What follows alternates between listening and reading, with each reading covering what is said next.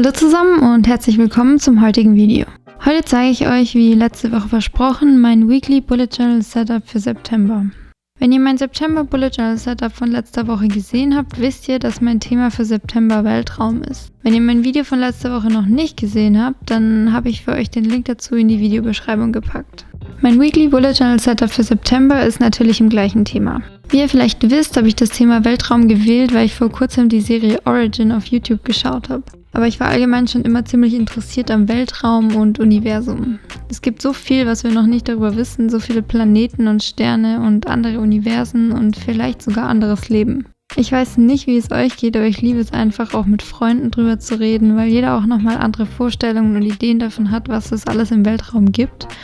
Und ich finde auch gerade diese Ungewissheit so spannend und ich finde es immer wieder erstaunlich und auch ein bisschen beängstigend, wie klein und unbedeutend wir doch im Universum auf unserem kleinen Planeten sind.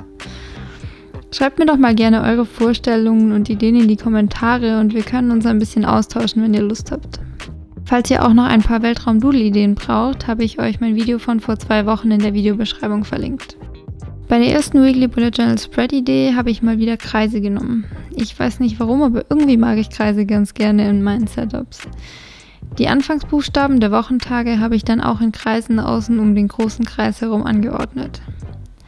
Den kleinen Kalender habe ich absichtlich in die Mitte von dem großen Kreis platziert, damit ich nicht so viel mit Schwarz ausmalen muss. War leider trotzdem immer noch ziemlich viel Platz zu füllen.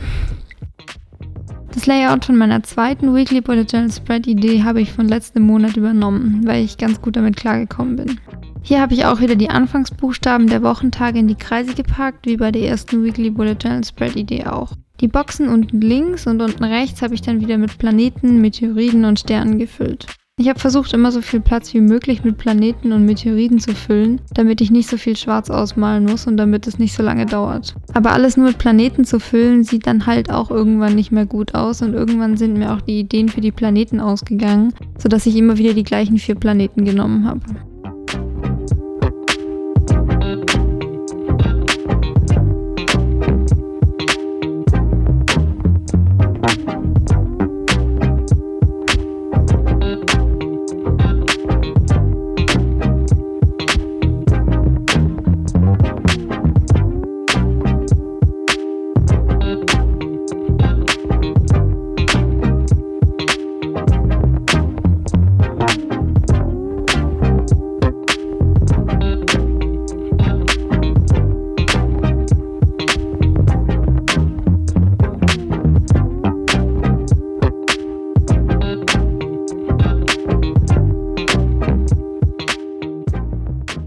Für die dritte Weekly Bullet Journal Spread Idee habe ich die Wochentage dann komplett ausgeschrieben und im Kalligraphie-Stil geschrieben, damit ich nicht schon wieder so viele Flächen schwarz füllen muss.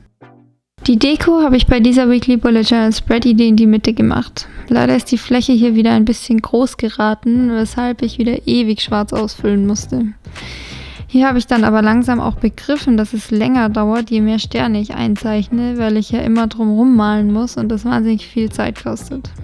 Auch wenn es vielleicht schöner aussieht, wenn mehr Sterne da sind, habe ich hier dann angefangen, weniger einzuzeichnen.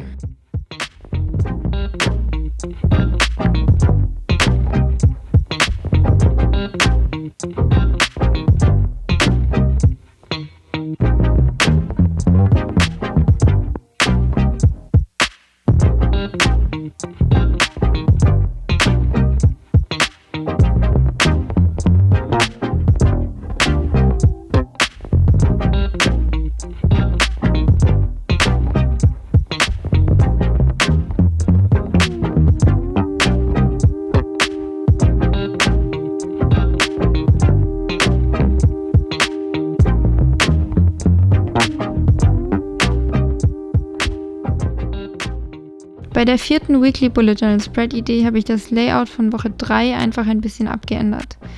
Die Deko habe ich, anstatt sie senkrecht in die Mitte zu machen, wie bei Woche 3, waagrecht in die Mitte gemacht und die Anfangsbuchstaben der Wochentage habe ich dann auch in den Bereich der Deko geschrieben, als wären sie Teil des Weltraums. Dann habe ich auch hier wieder so viele Planeten und Meteoriden wie möglich eingezeichnet, um nicht so viel Fläche mit Schwarz füllen zu müssen. Womit ich ein bisschen Probleme hatte, war, dass durch meine rechte Hand beim Zeichnen die vorher eingezeichneten Planeten ein bisschen verwischt wurden. Jetzt im Nachhinein würde ich wahrscheinlich versuchen, die Planeten und Sterne nach und nach einzuzeichnen, während ich auch schon die freien Flächen mit Schwarz fülle. Aber dann müsst ihr schauen, was für euch am besten funktioniert, wenn ihr sowas Ähnliches machen wollt.